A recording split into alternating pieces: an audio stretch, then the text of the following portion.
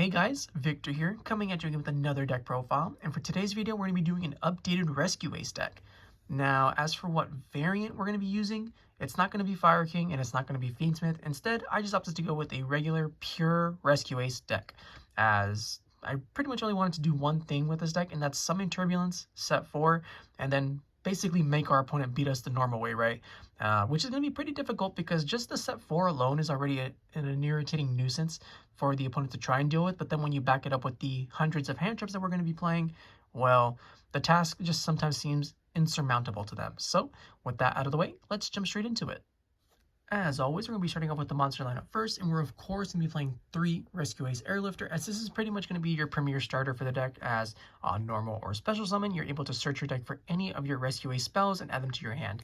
And what you're typically going to be adding off of this is going to be your emergency, but there are certain situations where you want to add like an HQ, for example, typically when you're past turn 1, or if you already have the emergency in your hand.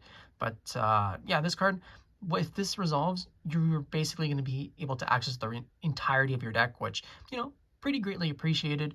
And as for its secondary effect, if your opponent decides to activate a monster effect on the field, you can tribute this card from either your hand or your face-up field. So it's basically like a hand trap, and you're able to special summon a Reacue-Ace monster from your hand. So if you just open like a bunch of high-level monsters that you can't summon immediately, this card will basically give you like another avenue to just free up your hand a little bit, and hopefully the whatever you summon is going to have some kind of impact, right? But this is basically just used for its primary effect, being to search out your emergency and just get your play started.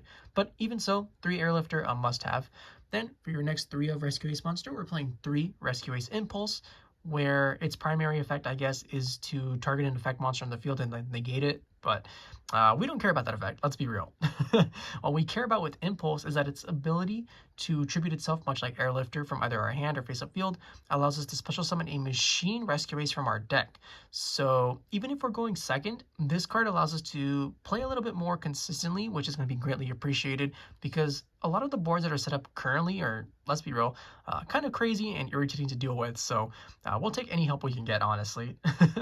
And yeah, much like Impulse, this is another 3 of that I just feel you have to play. Then for the 2 ofs, we're playing 2 Reacue-Ace Hydrant. So sometimes I feel like playing 3 of this, but it's by far not the worst summon, but I would 100% rather summon out the Airlifter every single time. And it's not like we're lacking in ways to summon this, right? Like Impulse is able to summon this during your opponent's turn. Airlifter gets you the emergency, which in turn gives you access to this. We are going to be playing 1 for 1 as well. So yeah, 3 of these is just unnecessary in most situations. 2 is kind of like the perfect sweet spot. And as in addition to being able to just add any Reacue-Ace monster, the real power from this card honestly does shine during like the secondary turns, because you're able to activate newly set Reacue-Ace spells and traps. So if you're like able to resolve a Turbulence for whatever reason, and able to just like set everything, if the situation calls for it, you know, you can just shotgun it and just break your opponent's board and just go from there. So yeah, 2 Hydrant, pretty good. And then for the rest of the Reacue-Ace monsters, we're just playing 1 ofs. So we're playing the 1 Turbulence to set all of our spells and traps. We're playing the 1 Fire Attacker, which I honestly really like, just because this is also one of those cards that allows you to play going second, right? And this is pretty much going to be like your go-to target, in my opinion, for your Impulse, as if your opponent decides to add a card from like decides to add a card to their hand, they're able to draw 2 cards and then discard 1 card, which means that you're going to be able to either draw into more engine or hopefully draw into more hand traps, just to be able to disrupt your opponent a little bit more, as every little piece helps. Yeah, just 1 of, you don't need more than that. And then lastly, the 1 of Preventer, as it's basically just Book of Moon for your opponent, as long as you have another Reacue-Ace monster on the field. And that's it. I never really feel like you need more than that, truth be told, and I'm pretty happy with the ratio. Now, for the non-Reacue-Ace cards that we're playing, basically meaning all our hand traps, we're basically just maxing out on everything, right? So we're playing 3 Ash Blossom and Joyous Spring, 3 Droll and Lockbird, 3 Nibiru, the Primal Being, 3 Bystials, because, you know, Fiendsmith is everywhere, so we're playing the 1 Magnamhut, the 1 Druiswurm, and the 1 Baldrake. And then lastly, we're not playing 3 of this, but we have a pretty solid reason that I'll get into later, 2 Effect Veilers, because Effect Veiler is just really solid, especially with the limiting of Dimension Shifters. So a card like this is going to resolve more frequently. And with that, that's the monster lineup, and now we can finally move on to the spell and trap portion of the video. Now that we're on the spell and trap portion of the video, we're going to be starting off with the only 3-of spell in the deck, being 3 Emergency. So this card, it's pretty good, as it's basically an emergency teleport, as you can special summon any of your Rescue-Ace monsters from your deck in defense position, and then you have to tribute a Rescue-Ace monster from your hand or face-up field. So it's great at just helping you just get monsters out, and there are a lot of different situations that this card can be applied to, right? So obviously summoning something like a Hydrant after you searches with Airlifter is pretty solid because that just opens up everything else. But there are also some other really cool scenarios, right? Like sometimes you just need to go emergency, special summon something, and then send that exact same card to be able to fill up your graveyard with the necessary materials to be able to special summon out something like a Turbulence from your hand. Or say, for example, you want to get something back from your Banish Zone. You can go activate emergency, special summon your Preventer, then you're going to send the Preventer, and then Preventer's effect will trigger and then give you back the resources that you so desperately needed. And there's like a lot of really cool applications that this card allows you to do with or play around with. The only thing is that it is a hard once per turn, so you can only activate one, so you do have to be a little bit careful, just because if this card gets ashed, you've probably lost the game, let's be real. Then that's it for the 3-ofs. We don't play any 2-ofs, but we do play a lot of 1-ofs. So we're going to be playing the 1 Rescue and the 1 Alert. Just good, solid cards that we can set off our Turbulence. We have the Rescue-Ace HQ to recycle all our cards. We're playing 1 Reinforcement of the Army because Airlifter and Impulse are warriors, right? While the rest of the deck is machines, those two are warriors. So just having another card that can pretty much guarantee us access to them is going to be greatly appreciated.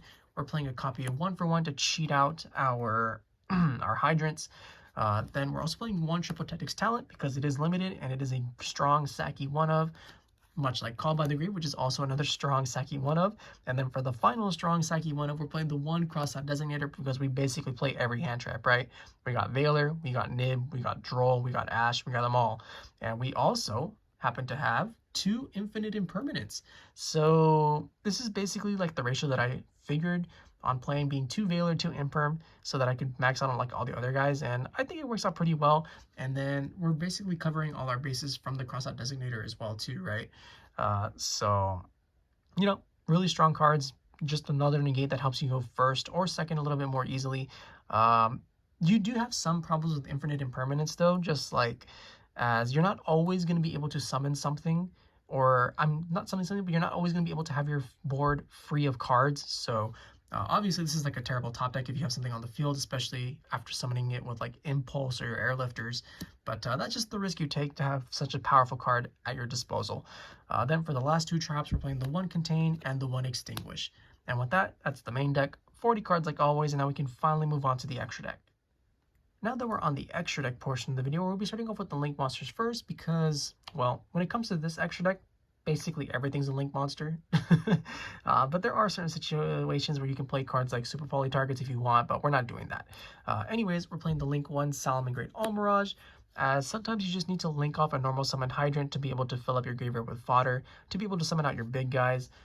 But we typically don't really use this one. The one that we do summon a lot, though, is Relinquished Anima, as there are just so many people that just refuse to play around this card and just constantly get punished by it, right?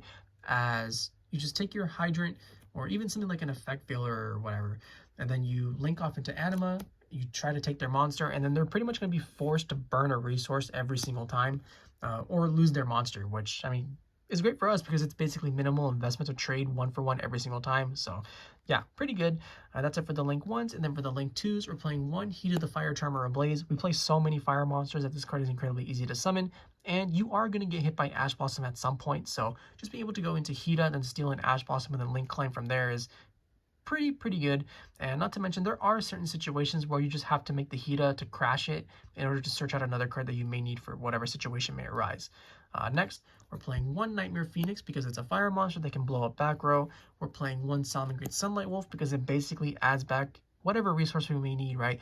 As it's able to add back every single one of our Rescue-Ace monsters, as well as our Ash Blossom and Joyous Springs if the situation calls for it. Then we're playing the 1 IP Masquerena to go into the SP Little Knight because good cards are good.